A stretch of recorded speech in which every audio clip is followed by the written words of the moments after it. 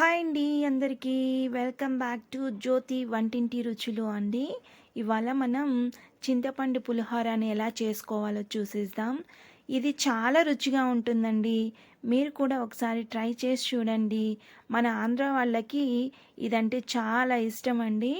దానికోసం మనం ఇప్పుడు ప్రిపేర్ చేసుకుందాం. నేను ఎర్రగడ్డలు ఒక 4 తీసుకున్నానండి. నీట్గా క్లీన్ చేసుకొని దాన్ని కట్ చేసుకుంటున్నాను. పొడవుగా కట్ చేసుకోవాలండి వీటిని. చిన్న చిన్నగా కట్ చేసుకుంటే బాగోదు. పొడవుగా కట్ చేసుకోవాలి.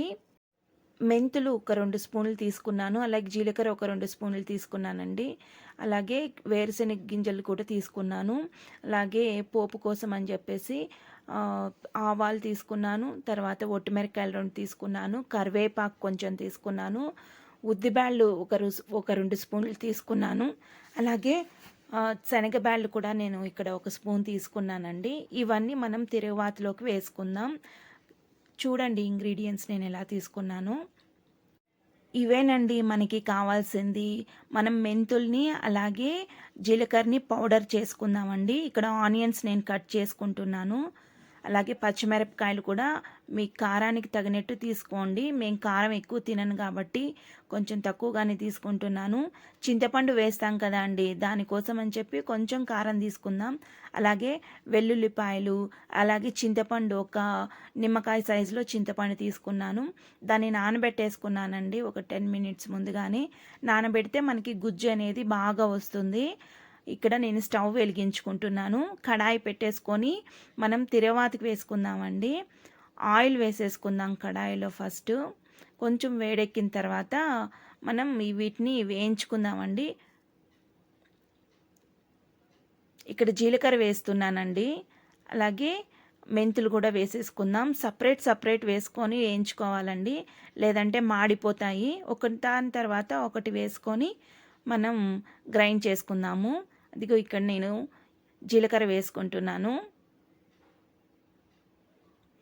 ఇక్కడ వేయించుకుంటున్నానండి. మెంతుల్ని ఒక స్పూన్ తీసుకున్నాను అంతేనండి, ఎక్కువ తీసుకోలేదు. కొంచెం ఎర్రగా అయితే చాలండి, మళ్ళీ మాడిపోతాయి. ఎర్రగా అయితే చాలు. చల్లారిన తర్వాత మనం మిక్సీలోకి వేసుకొనేసి మనం గ్రైండ్ పట్టేసుకోవాలి. ఈ ఇంగ్రీడియంట్స్లో మనం ఇదే మెయిన్ అండి. ఇది బాగా మెత్తగా మనము పౌడర్ చేసుకోవాలి. చూడండి నేను బాగా మెత్తగా పౌడర్ చేసుకున్నాను. ఇదేనండి టేస్ట్ మన గొజ్జుకి. చాలా బాగుంటుందండి. ఒకసారి మీరు కూడా ట్రై చేసి చూడండి. నేను ఇక్కడ కడాయిలోకి ఆయిల్ వేసుకుంటున్నాను. తిరవాతలోకి కొంచెం ఎక్కువగానే పడుతుందండి, ఎందుకంటే ఇవన్నీ వేగాలి కదండి. ఆవాలు వేసుకుంటున్నాను. ఇవి బాగా చిటపటలాడాలండి. ఇక్కడ కొంచెం జీలకర్ర వేసుకుంటానండి. మీ ఇష్టం, ఆప్షనల్. జీలకర్ర వేసుకోవాలంటే వేసుకోండి, లేదంటే స్కిప్ కూడా చేయొచ్చు. శనగబ్యాళ్ళు వేసుకుందామండి. అలాగే ఉద్దిబ్యాళ్ళు కూడా వేసుకున్నాను.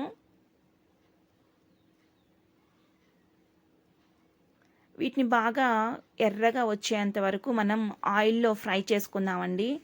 ఇవి ఎంత బాగా ఫ్రై అయితే మన గొజ్జు అనేది అంత టేస్టీగా ఉంటుంది. ఒట్టిమిరపకాయలు ఊరికే ఒక 2 వేసుకున్నానండి, ఎందుకంటే అది టేస్ట్ కోసం అంతే.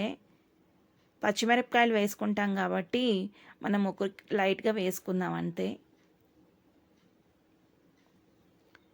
ఆనియన్స్ కూడా మనం వేసేసుకున్నామండి. వీటిని బాగా ఎర్రగా వేయించుకోవాలండి. దీన్ని బాగా చూడండి, ఆనియన్స్ ఎక్కువ పడతాయి మనకి. ఉప్పు వేసుకుంటున్నానండి. సరిపడా అంత పసుపు కూడా వేసుకుంటున్నాను. ఉప్పు కూడా వేసుకుంటున్నాను. పసుపు కొంచెం తక్కువగానే వేసుకోండి, ఎందుకంటే మనము ఈ గొజ్జులో మెయిన్ మనం చింతపండు వేస్తాం కాబట్టి ఆ కలర్ ఉంటేనే బాగుంటుందండి. పసుపు వేస్తే కొంచెం పచ్చగా వస్తుంది, కాబట్టి కొంచెం తక్కువగా వేసుకోండి. ఇక్కడ వేరుశెనగ గింజలు కూడా నేను వేసేసుకున్నాను. బాగా ఫ్రై చేసుకున్న తర్వాత మనం రెడీ చేసి పెట్టుకున్న గుజ్జును కూడా ఇందులోకి వేసేసుకుంటున్నాం, చింతపండు గుజ్జుని.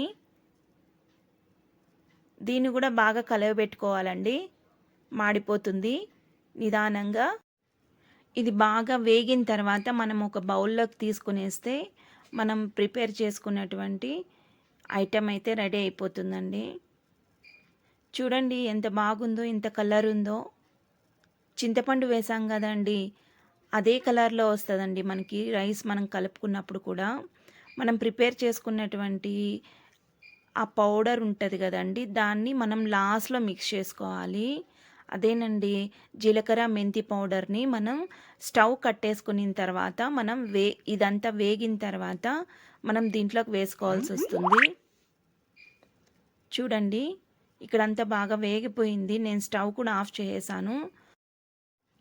ఈ పౌడర్‌ని నేను వేసుకుంటున్నానండి. 2 ½ స్పూన్ వేసుకుంటున్నాను. నా రుచికి తగినట్టు నేను వేసుకుంటున్నాను. మీకు కావాలి కొంచెం స్ట్రాంగ్‌గా ఫ్లేవర్ బాగా తెలియాలి అనుకునేటిగా అంటే ఇంకొంచెం వేసుకోవచ్చు. కానీ ఎక్కువ వేసుకోవద్దండి చేదొస్తుంది.